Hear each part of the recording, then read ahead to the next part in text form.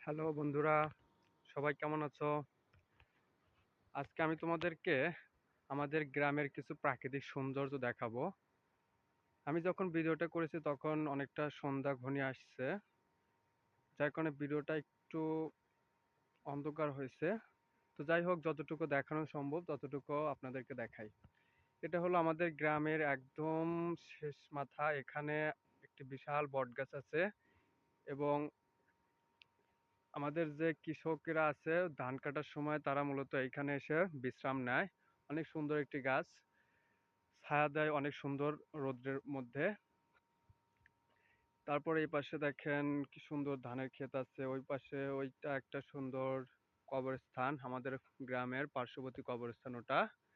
তারপরে দেখেন এই পাশে আছে হলো কিছু ঘাসের ক্ষেত আছে। তারপরে এখানে আরো দেখা যাচ্ছে যে পাশে এটা কি গাছ, এটা হলো তিল গাছ। আমরা যে তিল খাই সেই তিল গাছটা হলো ছোটবেলায় দেখতে এরকম হয়। দেখুন এই যে এরকম হয়েছে মাত্র।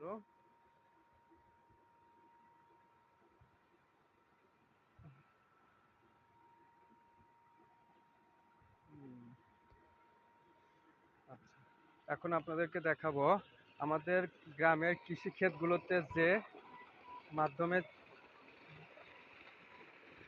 যেটার মাধ্যমে আমাদের গ্রামের কৃষিখাতগুলোতে যে প্রক্রিয়ার মাধ্যমে সেচ দেওয়া হয় সেটা হলো এই সেই ডিপ কল বা আহ, মোটর মেশিনের সাহায্যে পানি উত্তোলন করা হয় এবং এই পানিটাই মূলত আমাদের আহ, ধানের ক্ষেতে প্রদান করা হয়।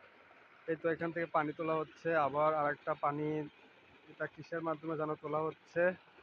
এতে পানিগুলো যাচ্ছে এবং ওই সামনের ধান ক্ষেতগুলোতে এরকমভাবে পানি প্রবাহিত করা হচ্ছে। ধানগুলো অনেকটাই পাকার মতো অবস্থা, ধান এখনো বেশি পাকে, আরো কিছুদিন সময় লাগবে। এই পাশেরটা দেখি, এই পাশেরটা মূলত অনেক বড় বড় হয়ে গেছে ধান, আরো সুন্দর হবে।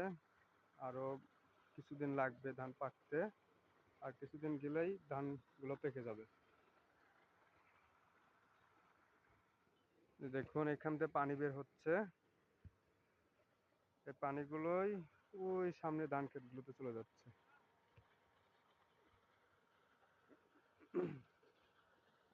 যাই হোক বন্ধু, আজকে এটুকু থাকলো, আরো ভিডিও দেব, আপনারা দেখবেন অবশ্যই।